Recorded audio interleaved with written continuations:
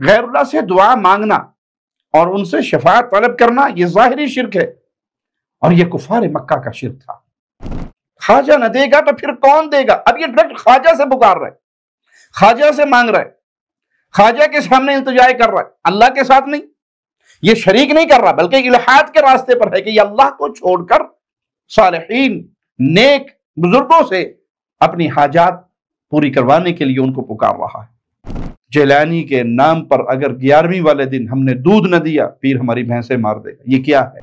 پیر کی یہ بات نہ مانی تو وہ ہزاروں میل دور ہوتے ہوئے، منو مٹی کے نیچے ہوتے ہوئے بھی میری ٹانگ توڑ سکتا ہے، میرا نقصان کر سکتا ہے، مجھے مار سکتا ہے، میرا یہ کر سکتا ہے۔ تو یہ عقیدہ شرک اکبر ہے۔ السلام علیکم ورحمۃ اللہ وبرکاتہ۔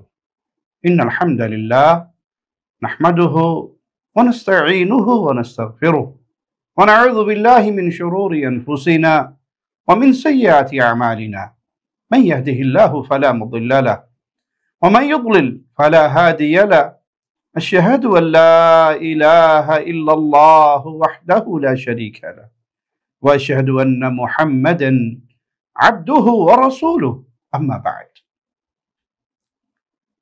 وہ اعمال جن کے کرنے سے ایک کلمہ پڑھنے والا مسلمان بھی دائرہ اسلام سے نکل جاتا ہے، اس پر ہماری گفتگو جاری ہے۔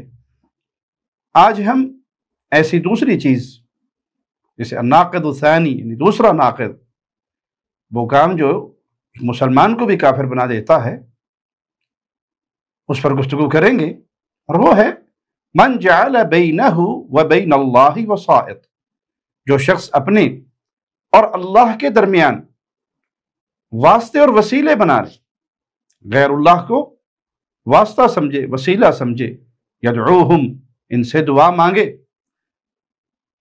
اس کی دعاؤں کا مرکز وہ غیر اللہ، وہ ہستی مخلوق میں سے کوئی بھی ہو، کتنی اعلیٰ مقام والی ہو، اللہ کے کتنے ہی قریب اور اللہ کی کتنی ہی محبوب ہستی کیوں نہ ہو، کسی نبی نے اپنی عبادت کا پیغام نہیں دیا۔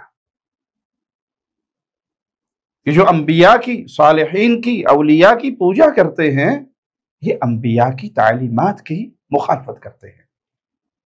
وَيَسْأَلُهُمُ الشَّفَاعَةَ، ان سے شفاعت کا طلبگار ہوتا ہے۔ وَيَتَوَكَّلُ عَلَيْهِمْ، ان پر بھروسہ کرتا ہے۔ كَفَرَ اجماعا، تو ایسا شخص اہل علم کے اجماع سے کفر کی وادی میں چلا جاتا ہے۔ یہ دوسرا ناقض اسلام ہے، اور اس میں امام محمد رحمہ اللہ نے شرک کی دو اقسام بیان کی ہیں، ایک ظاہری شرک اور ایک باطنی شرک، اور دونوں ہی شرک اکبر ہے۔ ظاہری شرک سے مراد جو زبان اور کردار سے ظاہر کیا جاتا ہے، جیسے غیر اللہ سے دعا مانگنا یا ان سے شفاعت طلب کرنا، اور باطنی شرک اس سے مراد جو دل میں اعتقاد ہو، عمل سے ظاہر نہ کیا گیا ہو، جیسا کہ غیر اللہ پر بھروسہ کرنا، توکل کرنا، اس کا خوف اپنے دل میں رکھنا۔ غیر اللہ سے دعا مانگنا اور ان سے شفاعت طلب کرنا یہ ظاہری شرک ہے، اور یہ کفار مکہ کا شرک تھا۔ وہ اپنے بتوں کے پاس جا کر کہتے تھے، اے لات، اپنے رب سے کہو وہ ہمارے لیے بارش برسائے۔ لات ان کے بت کا نام تھا۔ اب اگر اسی طریقے پہ چلتے ہوئے کوئی شخص نبی کریم صلی اللہ علیہ وسلم کی وفات کے بعد آپ کو کہیں سے پکارے اور کہ اللہ کے رسول صلی اللہ علیہ وسلم اپنے رب سے یہ لے کر دے، کیونکہ جب تک رسول اللہ صلی اللہ علیہ وسلم زندہ تھے صحابہ ان سے آ کر دعائیں کرواتے تھے، اور نبی کی دعا پر اللہ بارش برسا دیتا تھا، صحابہ کی تمنائیں پوری کر دیتا تھا۔ تو نیک زندہ بزرگ سے دعا کروانا جائز ہے، لیکن ایک شخص فوت ہو گئے، ان کی یہ دنیا کی زندگی ختم ہو گئی، وہ نبی ہیں یا صالحین میں سے ہے یا شہداء میں سے ہیں، اب ان کو کوئی شخص پکارے، نہ تو وہ زندہ ہے، نہ موجود ہے، نہ سن رہے ہیں، اور نہ دعا کرنے پر قادر ہے، ان کی یہ دنیا ختم ہو گئی، وہ اللہ کی جنتوں کے مہمان بن گئے۔ اب کوئی ان کو پکار کر کہے کہ آپ اپنے رب سے کہیں وہ مجھے شفا دے دے، مجھے اولاد دے دے، مجھے رزق دے دے، تو یہ عقیدہ، یہ عمل شرک ہے۔ کوئی بھی شخص اپنے اور اپنے اللہ کے درمیان واسطہ بناتا ہے اور اللہ کو چھوڑ کر ان سے مانگتا ہے، اس واسطے کو پکارتا ہے، تو علماء امت کا اس کے کافر ہونے پر اجماع ہے۔ غیر اللہ پر بھروسہ کرنا یہ باطنی شرک ہے، کیونکہ یہ دل کی عبادت ہے، اور یہ صرف ایک اللہ کا حق۔ عبادت کی ہر قسم کا حقدار تنہا الہ برحق، معبود برحق، مالک و مولا ہے۔ اگر کوئی شخص غیر اللہ پر بھروسہ کرتا ہے تو یہ کفر کا ارتکاب کر رہا ہے، یہ وادی ایمان سے نکل کے وادی کفر میں جا رہا ہے۔ یا کوئی شخص غیر اللہ سے ڈرتا ہے یا غیر اللہ سے ایسی محبت کرتا ہے جیسی محبت صرف ایک مسلمان اپنے اللہ سے کرتا ہے، تو یہ باطنی شرک ہے۔ باطنی شرک کرنے سے بھی انسان کے نیک اعمال برباد ہو جاتے ہیں اور انسان ہمیشہ کی جہنم کا ایندھن بن جاتا ہے۔ اس لیے امام محمد رحمہ اللہ نے یہاں شرک کی دونوں اقسام بیان کی، جیسے ظاہری شرک کرنے والا مشرک ہے اور ہمیشہ کی جہنم میں جائے گا، اسی طرح دل کی عبادات باطنی شرک کرنے والا بھی، کیونکہ یہ عبادت بھی خالص اللہ کے لیے کی جائے گی۔ اگر کوئی یہ غیر اللہ کے لیے کرتا ہے تو وہ شرک کر رہا ہے۔ شرک صرف زبان سے کہنے یا کردار سے کیے جانے والے اعمال کا نام نہیں، بلکہ دل کے اعمال بھی اس میں شامل ہے، اور اکثریت اس بات کو نہیں جانتی۔ جو شخص غیر اللہ کو اپنی دعاؤں میں واسطہ بناتا ہے، اگر وہ غیر اللہ کو پکارتا ہے، ان سے دعائیں کرتا ہے، ڈائریکٹ انہی کو پکارتا ہے، انہی سے مانگتا ہے کہ مجھے رزق سے نواز دو، مجھے اولاد سے نواز دو، مجھے شفا دے دو، اور اگر کوئی شخص غیر اللہ سے مانگے اور وہ یہ کہے کہ آپ کے ہاتھ میں سارا کچھ ہے، آپ کے ہاتھ میں رزق ہے، آپ کے ہاتھ میں شفا ہے، آپ مجھے شفا دیتے ہیں، آپ دیجئے، خواجہ نہ دے گا تو پھر کون دے گا؟ اب یہ ڈائریکٹ خواجہ سے پکار رہا ہے، خواجہ سے مانگ رہا ہے، خواجہ کے سامنے التجا کر رہا ہے، اللہ کے ساتھ نہیں، یہ شریک نہیں کر رہا، بلکہ الحاد کے راستے پر ہے کہ یہ اللہ کو چھوڑ کر صالحین نیک بزرگوں سے اپنی حاجات پوری کروانے کے لیے ان کو پکار رہا ہے۔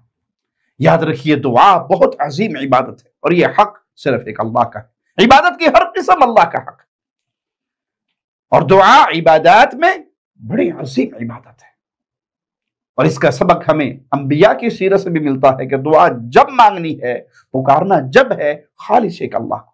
زکریا علیہ السلام نے اللہ سے مانگا، رب هب لي من لدنك ذرية طيبة انك سميع الدعاء، اے میرے پروردگار مجھے اپنے پاس سے پاکیزہ اولاد عطا فرما، بے شک تو دعا سننے والا ہے۔ ابراہیم علیہ السلام نے بھی دعا مانگی، رب اجعل هذا بلدا آمنا، اے پروردگار تو اس جگہ کو امن والا شہر بنا دے۔ انسان کو چاہیے کہ وہ انبیاء علیہ السلام کی سیرت پر چلے اور صرف ایک اللہ سے دعا مانگے، اور دعا میں اپنے اور اپنے رب کے درمیان کوئی واسطہ نہ بنائے، اور اگر کوئی دعا میں واسطہ بناتا ہے تو اس نے شرک اکبر کا ارتکاب کیا۔ امام محمد رحمہ اللہ نے یہاں دعا کا ذکر کیوں کیا؟ کیونکہ اکثر لوگ دعا میں ہی شرک کا ارتکاب کرتے ہیں، اور دعا میں ہی لوگ غیر اللہ کو واسطہ بناتے ہیں۔ امام محمد رحمہ اللہ نے عبادات میں سے 3 قسم بیان کی۔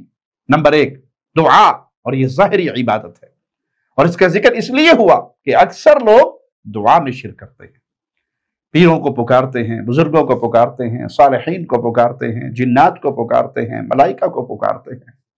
اور نمبر 2 شفاعت کہتے ہیں کسی نفع کے حصول کے لیے یا نقصان سے بچنے کے لیے کسی کی سفارش کروانا، اور یہ بھی ظاہری عبادت ہے۔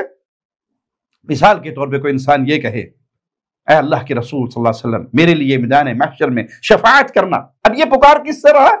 یہ مانگ کس سے رہا ہے؟ یہ مخاطب کس سے ہے؟ دعا کی عبادت کس کے لیے کر رہا ہے؟ رسول اللہ صلی اللہ علیہ وسلم کے لیے، ڈائریکٹ رسول اللہ سے کہہ رہا ہے آپ حشر کے میدان میں میری شفاعت کرنا۔ یہ شرک اکبر ہے۔ ہاں جائز طریقہ کیا ہے؟ انسان یہ کہے، اے اللہ قیامت کے دن مجھے رسول اللہ صلی اللہ علیہ وسلم کی سفارش نصیب فرمانا، ان پیارے لوگوں میں شامل کر دینا جن کی شفاعت محمد کریم صلی اللہ علیہ وسلم کریں گے۔ اب یہ کس سے مانگا اس نے؟ ڈائریکٹ اللہ سے مانگنا، یہ عبادت ہے، یہ عظمت کا عمل ہے، یہ دعا ہے، یہ اللہ کی عبادت ہے، یہ خالص توحید ہے۔ اور تیسری چیز توکل ہے، اس سے مراد بھروسہ ہے، کسی پر امید لگانا، کسی پر بھروسہ کرنا، اور یہ باطنی عبادت ہے، یہ دل کی عبادت ہے، اس کا حقدار بھی صرف ایک اللہ ہے۔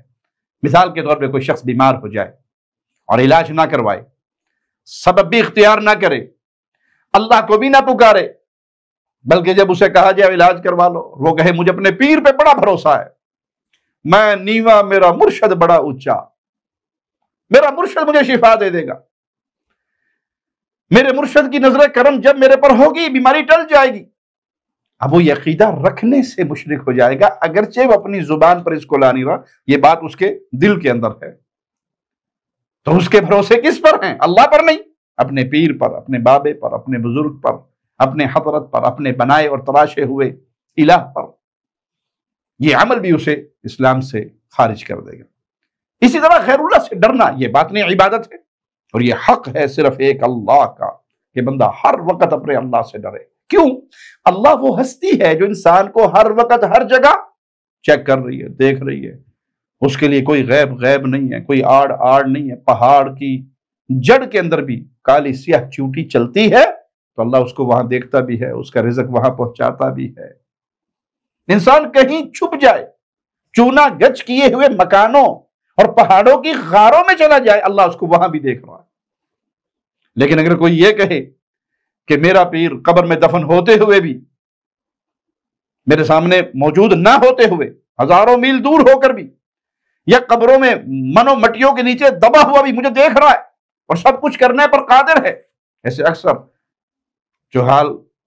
جوہلا یہ کہتے ہیں پیر صاحب کی قبر کے پاس سے گزرتے ہوئے نذرانہ نہیں دیں گے، پیر چلتی گاڑی کو الٹا کر دے گا۔ بابا جیلانی کے نام پر اگر 11ویں والے دن ہم نے دودھ نہ دیا، پیر ہماری بھینسیں مار دے گا۔ یہ کیا ہے؟ یہ ڈر ہے، یہ دل کا خوف۔ عبادت خالص حق اللہ کا تھا کہ اللہ جب چاہے جہاں چاہے مجھے پکڑ سکتا ہے، عذاب دے سکتا ہے، ہلاک کر سکتا ہے، موت دے سکتا ہے، اور بغیر سبب کے یہ اختیار اور کسی میں نہیں ہے۔ ایک تو سبب ہے، کوئی گن پوائنٹ پر آپ سے کہے یہ کرو تو یہ سبب ہے، آپ اس کے ہاتھ میں چھرا ہے، خنجر ہے، گن ہے، آپ اس سے ڈرتے ہیں۔ اور ایک یہ ہے کہ آپ ظاہری کوئی معاملہ نہیں ہے لیکن دل میں اس کا خوف لے کے بیٹھے ہیں۔ پیر کی یہ بات نہ مانی تو وہ ہزاروں میل دور ہوتے ہوئے، منو مٹی کے نیچے ہوتے ہوئے بھی میری ٹانگ توڑ سکتا ہے، میرا نقصان کر سکتا ہے، مجھے مار سکتا ہے، میرا یہ کر سکتا ہے۔ تو یہ عقیدہ شرک اکبر ہے۔ مسلمان صرف ایک اللہ سے ڈرتا ہے، صرف ایک اللہ پر ہی بھروسہ کرتا ہے۔ اس لیے پیارے بھائی، ظاہری عبادات کے ساتھ ساتھ باطنی ساری عبادات صرف اللہ کا حق ہے۔ آئیے اس کی چند مثالیں آپ کے سامنے رکھتے ہیں۔ الرغبہ، اس سے مراد اپنی پسندیدہ چیز کو حاصل کرنے کی کوشش، جیسے ایک مسلمان جنت حاصل کرنے کے لیے اللہ کی عبادت کرتا ہے۔ الرہبہ، اس سے مراد کسی چیز سے ڈرنا، اس سے دور بھاگنا، جیسے مسلمان جہنم کی آگ سے ڈرتا ہے، اس سے دور بھاگتے ہوئے نیک اعمال کرتا ہے تاکہ اللہ کی رحمت سے اس جہنم سے بچ جائے۔ الرجاء، اور اس سے مراد امید ہے، جیسے مسلمان کو اللہ پر امید ہوتی ہے کہ اللہ اپنی رحمت سے ہمارے گناہوں کو معاف فرما دے گا۔ یہ تمام باطنی عبادات ہیں، اور یہ حق صرف ایک اللہ کا ہے، اسی سے ڈرنا ہے، اسی ایک اللہ پر بھروسہ کرنا ہے، اسی ایک اللہ سے امیدیں لگانی ہے۔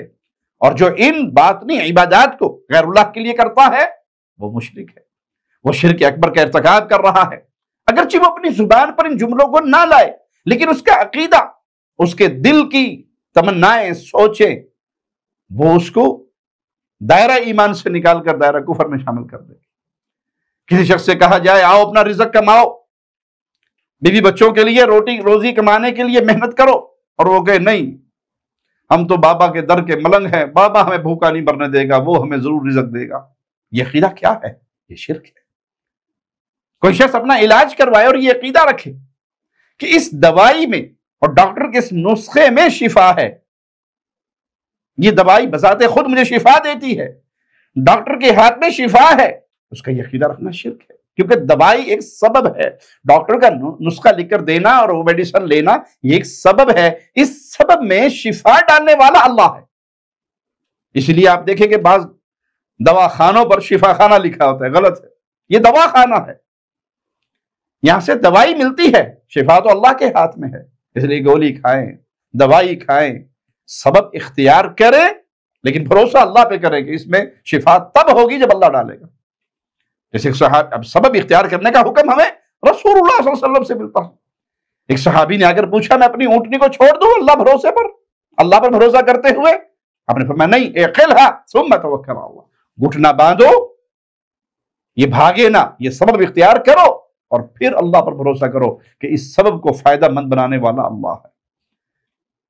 امام محمد رحمہ اللہ نے شخص کا حکم بیان کیا جو اپنے اور اپنے اللہ کے درمیان واسطہ بناتا ہے اور ان واسطوں سے دعائیں کرتا ہے، پر بھروسہ کرتا ہے، دل کی عبادات ان کے لیے کرتا ہے۔ شریعت میں اس کا حکم کیا ہے؟ کفر اجماع، امت کے علماء کا اس کے کفر پر اجماع ہے۔ اس ناقض میں بہت سے لوگ کثرت سے واقع ہوتے ہیں۔